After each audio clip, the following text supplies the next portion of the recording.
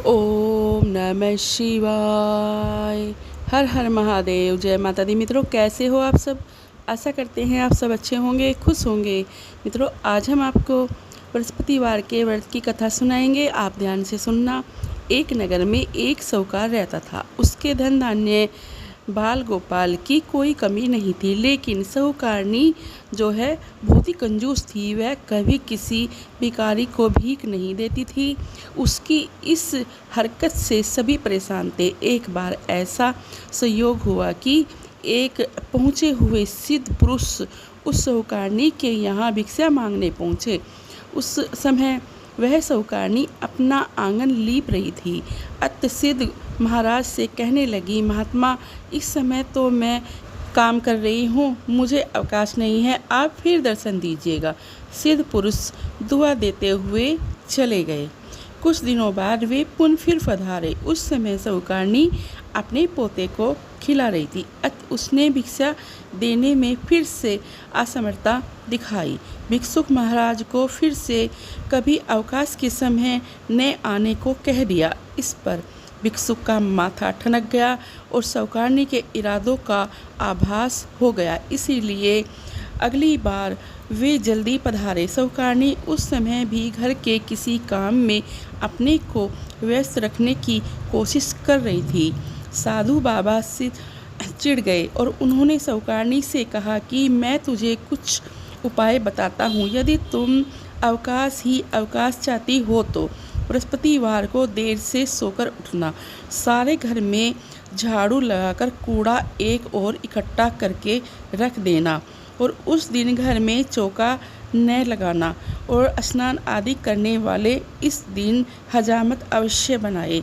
भोजन बनाकर चूल्हे के पीछे रख दिया करो और शाम को काफ़ी अंधकार छा जाने के बाद ही दीपक जलाया करो तथा इस दिन भूल कर भी ना तो पीले वस्त्र धारण किया करो और ना ही पीली कोई चीज़ खाया करो।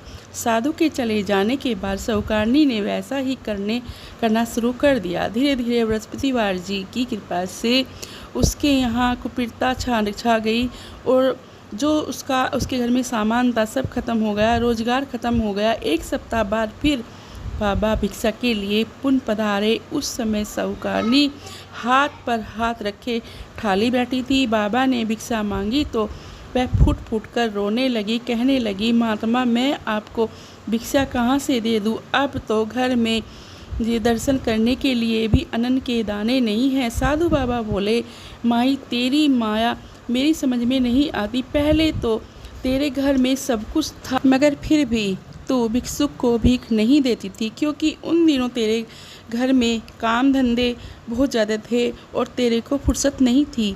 और अब तो फुर्सत ही फुर्सत है, फिर भी तू दान देने से आनाकानी कर रही है। अब तो साहूकारनी को समझ में आते देर न लगी और सामने खड़े बाबा को वो समझ गई कि ये सिद्ध पुरुष हैं और उन्होंने उनके चरण पकड़कर पिछले जो उन्होंने उनके साथ व्यवहार किया था उसके लिए क्षमा मांगी और वायदा किया कि यदि आपकी कृपा से मेरे घर में फिर से धन धान्य पूर्ण हो जाए तो कभी भी किसी भी भिक्षुक को खाली हाथ नहीं जाने दूंगी। साधु बाबा को दया आ गई। वे बोले, बृहस्पतिवार को जो है तड़के ही उठकर स्नान आदि करके नित्य अपने शरीर को नहा धोकर स्वच्छ कपड़े पहनकर अपने घर को गोबर से लीपकर अत्यंत पवित्र भाव से भोजन बनाना चाहिए। उस दिन घर का कोई भी आदमी हजामत नहीं बनाएगा और ना ही उस दिन कोई विशेष रूप से भूखों को जो है भूखे जाने देगा। सभी को भोजन कराना है। यदि तुम ऐसा करोगी तो शीघ्र ही तुम्हारे दिन फिर से पलट जाएंगे। तुम्हारे घर में एक बार फिर से धन धान्य भरपूर हो जाएगा। साहूकारनी ने वैसा ही किया और कुछ दिनों में उनके पहले जैसे दिन फिर से आ गए। जैसे दिन बृहस्पतिवार जी की कृपा से उनके फिरे हैं, ऐसे दिन उनके व्रत करने वाले सब पर फिरे और सबके भक्तों के दिन पलटे, सबके घर में धन धान्य की वर्षा हो। तो ये थी बृहस्पतिवार जी की कहानी। जो भी कोई इस व्रत को करता है उसके यहाँ धन धान्य की कमी कभी नहीं होती। तो मित्रों, मैंने आपको जो बृहस्पतिवार की ये कथा सुनाई है ये बहुत ही श्रेष्ठ कथा है और इस व्रत को करने से मनुष्य के सभी दुख दूर हो जाते हैं, मनोकामनाएं शीघ्र पूर्ण होती है। अब हम आपसे विदा लेते हैं। मिलते हैं एक नई जानकारी के साथ। आशा करते हैं आपको हमारी वीडियो पसंद आई होगी। हर हर महादेव, जय माता दी।